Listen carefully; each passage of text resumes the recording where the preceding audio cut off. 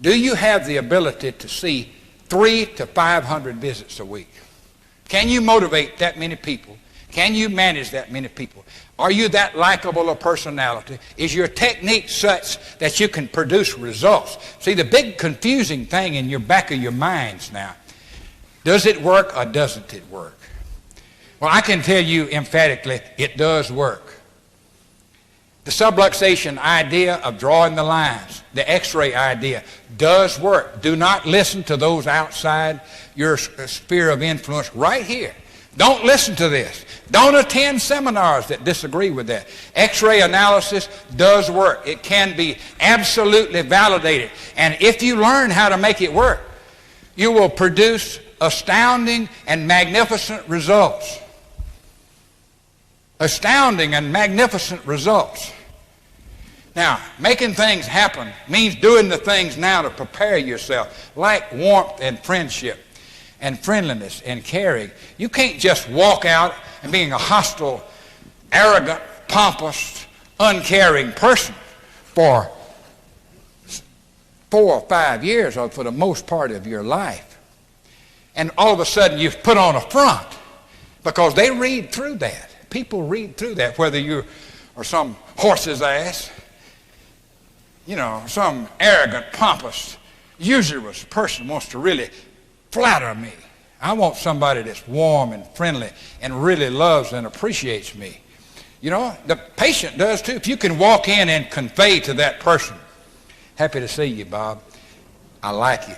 He's a good man. Then all you've got to do is say, here's the problem. No BS, no long rigmarole, no 5-day examination, no huge laboratory test. Here is the problem.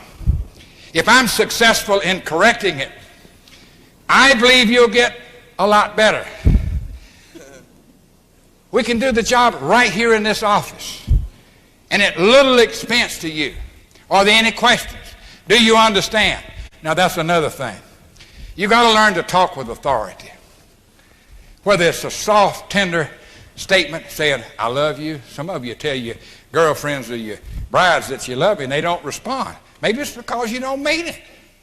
Maybe it's because you're being usurious. You got to be able to talk with authority.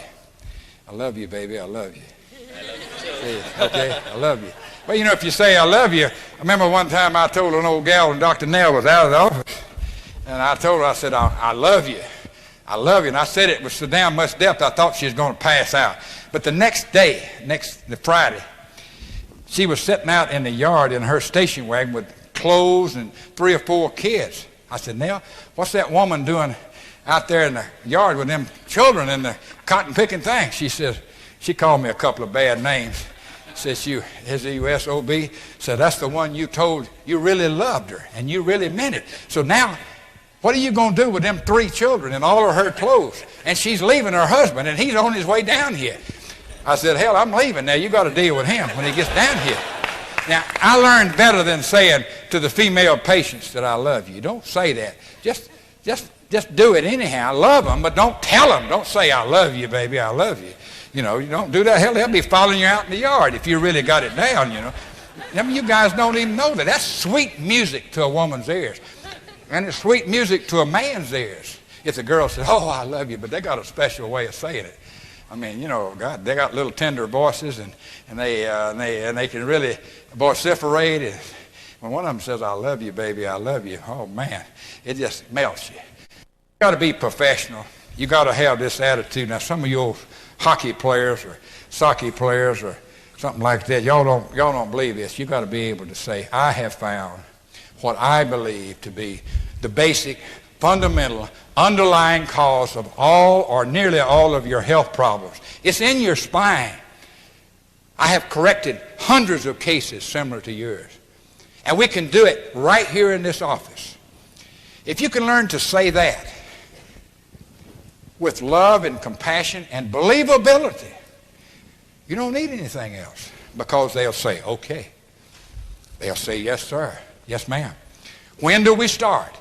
And you don't need anything else. All of this science and the journals and the text and the studies and the philosophy and the pragmatism and all that you might think would be the arrogant and the pompous education and theory and all of this thing that you might think is important.